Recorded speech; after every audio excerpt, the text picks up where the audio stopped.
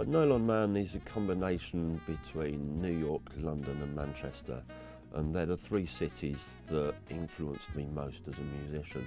From Manchester, I grew up there as a musician in my 20s, started writing music, ran my own bands, ran jam nights, started to get an idea of who I was emotionally and personally and musically.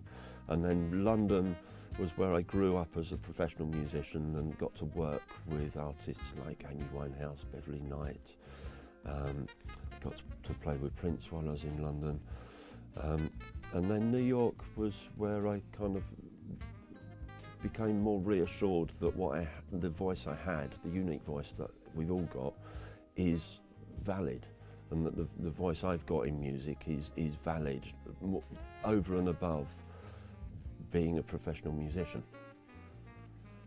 I think that learning our skills is very important, but if it's not based in any emotion, then we struggle to connect, and music is all about connection. You can't be a musician nowadays in the world and not be a master of what you're doing, your facility, but that on its own is nothing.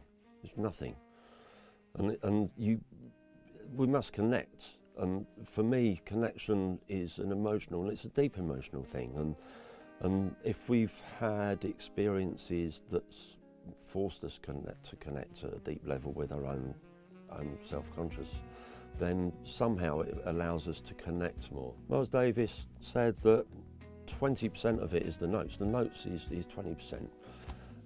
80% is actually how you feel and what emotion you put into the music, and how you connect with the other musicians, how you connect with the music itself. My first saxophone teacher told me probably one of the most important lessons, that actually it's the notes you don't play that are more important. In Santiago de Cuba they have this phrase which is unique to the town, and it says that you want to be able to play with manana, not mañana but manana, and this means that you must play with authority and masterfulness, but also you must play with your heart, and if you play with both together then you play with manana. Everyone that I've worked with has that combination. Everyone, the stars that I've worked with, like Prince, Beverly Knight, Amy Winehouse, Steve Cropper, Michael Henderson, Carleen Anderson. There's that amazing thing that they're able to do what they do. They've found their place, and they're able to do it because they're 100% committed to it with their skills and their heart. I call Carleen Queen Carleen. She's just got this noble attitude, and she, like all of the greatest musicians, she's humble. She's so humble you wouldn't know that it was Carleen Anderson. Crossing waters in time, with the undercurrents pushing me about to find a life out, pulling titles to the coast, learning what and who might mean the most to live in cloudy dawns and clear sunsets, starts and ends with sums of gives and gets. Who knows what happens next? So with the music, she's brought this sort of, I don't know if nobility is the right word, elegance to the music, because that piece has got 3 different rhythm sections involved in, and a string section and a horn section and all kinds of stuff going on to create this sense of contrast, and she's just come straight in the middle with the balancing element, because I'm inspired to write music that's very contrasting and I feel that I need a bit of thumb piano here and a bit of bebop there and a slow ballad here, and it could very easily sound like just a kaleidoscope of mismatched ideas, and I'm fortunate that it doesn't, and I think all it is that I'm going with the inspiration and I'm being resolute about making the music that I hear And fortunately, it turns out that these things actually do fit together and don't sound like a mismatch.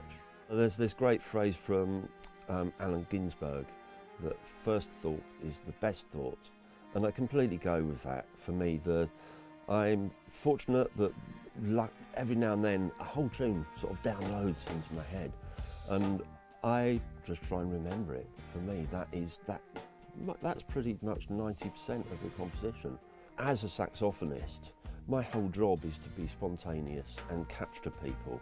And I often say that the saxophonist's job is just to take people somewhere for a little while, so that you're really happy when the chorus comes back in. And it's the main thing. As a sideman, and I think as a jazz musician, it's all about spontaneity. And I'm really keen on that concept that if you listen hard enough, you can hear what notes need to be played. And I love that feeling when you get with a whole band, when everyone is spontaneously working together, and you get that just ethereal feeling of spirit, almost sort of spirituality coming through the music. I'm aware that I am a jazz musician, and that runs through everything that I do. And I love that analogy of a stick of rock, that regardless what they put on the outside or what labels on it, the same signal, same message is coming through. And I feel like that. I feel that whether I'm playing rock music or reggae, I'm still a jazz musician, and that there's still that sensibility coming through all of the music on the album. So for me, inspiration can come in any place, and often if I'm travelling, weirdly I feel more inspired, and I think that's probably as a result of the people around me. Generally people are more open when they're travelling. For example, I was in Brazil touring, and we played for a week, and at the end of the week we had a chance to record, and it was just a great opportunity to get the energy of those group of people in that community, with that essence, onto tape, all in one go. And so I'm fortunate that I get to travel quite a lot, and I love to bring the essence of the different geography into the music, and be inspired by where I am. There's this lovely feeling sometimes that you kind of, it's like getting a thread out of the ether, and the first thread will be the melody, and you kind of play the melody well, and then the thread goes, oh, in that case you can have a little bit more, and a bit more comes, and that turns into the next groove. And as we were rehearsing, the whole thing kind of downloaded in me. And then touring in Brazil, one of the tunes that the guys loved playing was Chicken Soup, and we just found that it was a great thing to play together in a midnight session in a house studio in Curitiba.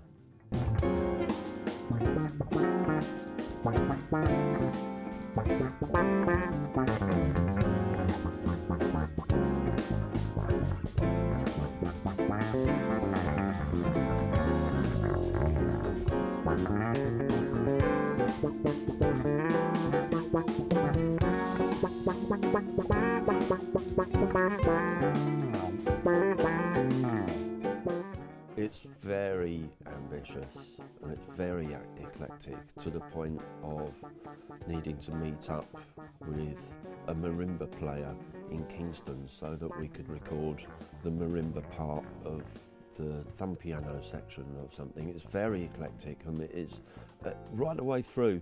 For example, I've not used any samples. If I've needed anything, we've played it with real musicians, with the right musicians to play that kind of music, in the right studio with the right microphones, so that there's an authenticity, but also just a sense of quality. As a musician, we like hearing people doing a good job of it. It's always cheaper and simpler to use samples, but that's been one thing right through this. I've just gone, no, I'm going to do this the way I think it ought to get done.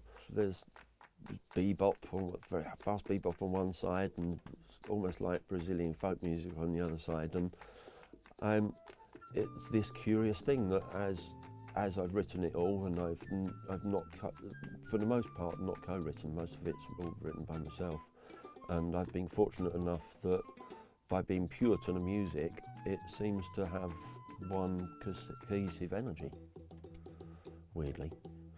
Being English, I'm very wary to say whether it's a piece of art but I'm very proud of it, and I'd say that my really good 20 years of my life, probably my whole life really, has led to this, for me, an apex moment, and I'm really proud to have everything done, and I'm really happy that what you can now listen to on the album is what I'm hearing in my head. Like, computers have been around now, and we've learnt to harness them and make them do what we want them to, and we've learned also that certain genres are played often better by computers. I love now taking the masterful musicians and say, let's play this computer-based music as live music. And I think that I've managed to bring very electro genres together with very acoustic genres. And I think that there's a vitality that you get from the different sides that's really complementary.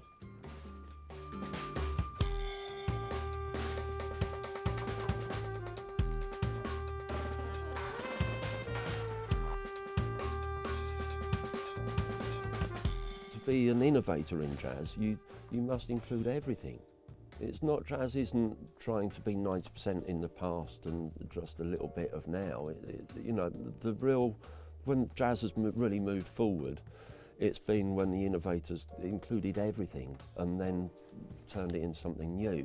And my perspective is that we're in 2020. It's now 2020, so my perspective as a jazz musician is everything that we've had is fair game. So there's this great quote from a jazz critic in New York in the 50s, Whitney Balliet. He said, the definition of jazz is the sound of surprise.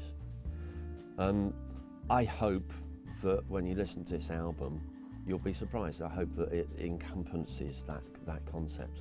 That's, for me, what jazz is, and that's what this album is.